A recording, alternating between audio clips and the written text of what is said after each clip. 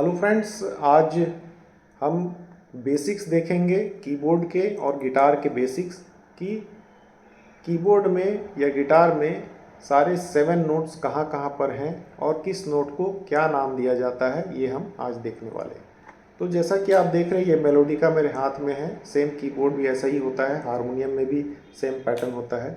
यहाँ आप देखिए 1 2 3 3 ब्लैक कीज एक साथ हैं, उसके बाद 2 वाइट हैं एक साथ, फिर 2 ब्लैक है, फिर 2 वाइट का गैप है, फिर 3 ब्लैक। तो इस तरह से 3 black 2 black 3 black 2 black 3 black का पैटर्न सारे कीबोर्ड में होता है।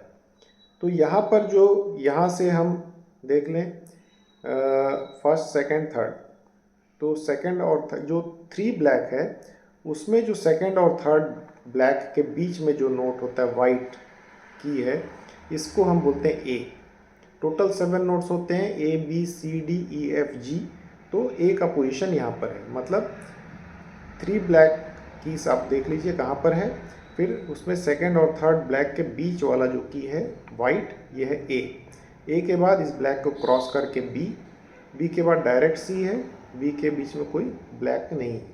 सी के बाद फिर यहाँ पर है वाइट डी, उसके बाद ये ई, देन एफ जी, उसके बाद फिर से ए रिपीट हुआ है। जो ए शुरू में हमें मिला था यहाँ पर, सेम ए यहाँ पर भी है। ये 3 ब्लैक सेकंड और थर्ड ब्लैक के बीच में जो वाइट की है वो ए है, लेकिन ये ए से ये ए एक ऑक्टेव ऊपर है, मतलब इसकी फ्रीक्वेंसी डबल होगी। अगर इसकी फ्रीक्वेंसी 110 है तो इसकी फ्रीक्वेंसी 220 है, जस्ट डबल, थोड़ा तीखा आवाज़ यहाँ से निकलेगा। तो ये सारे 7 नोट्स हैं, A B C D E F G, ये 7 नोट होते हैं। उसके बाद हम देखें कि ए और बी के बीच में एक ब्लैक की भी है, ए और बी है, बीच में ब्लैक है, तो इसका नाम है ए शार्प। ए के बाद है इसलिए ए शार्प। फिर बी का कोई शार्प नहीं है, यहाँ कोई ब्लैक की नहीं है। फिर सी का सी शार्प, डी के आगे वाला डी शार्प, ई का शार्प नहीं होता है। फिर एफ है, एफ के ऊपर एफ शार्प, जी के ऊपर जी शार्प, फिर से ए के ऊपर ए शार्प। टोटल ये 5 black and 7 white, total 12 notes musical scale में होते हैं। हर गाने में सारे 12 नोट यूज़ नहीं होते हैं, गाने के हिसाब से किसी में 5, किसी में 6, किसी में 7, किसी में 8 नोट भी यूज़ होते हैं। सो ये पूरा जो है इंस्ट्रूमेंट की डिज़ाइनिंग है। जब हम बजाएंगे तब इसके बारे में और डिटेल से जानेंगे। अभी बेसिक जानिए किसको क्या बोलते हैं। A sharp, B C sharp, D sharp, E F sharp, G sharp, फिर अगेन ए।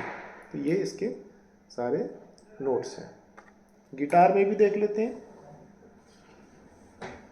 मेरे हाथ में गिटार है।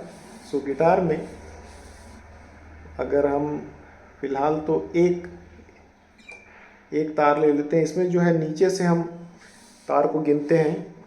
ये 1 2 3 4 5 6, टोटल 6 स्ट्रिंग है। गिटार में टोटल 6 स्ट्रिंग्स होते हैं। 6 स्ट्रिंग में 1 2 3 4 5, फिफ्थ जो स्ट्रिंग है इसको ए बोलते हैं, इसका नाम ए है। तो यहाँ से ही शुरू करते हैं, A B C D F G सब आइडेंटिफाई करना। अब इसको ए बोलते हैं, तो सो ये ए बज रहा है। तो ये यहाँ पर नट है, अगर आप दिख रहा है तो यहाँ पर ये टिका हुआ है, ए बज रहा है।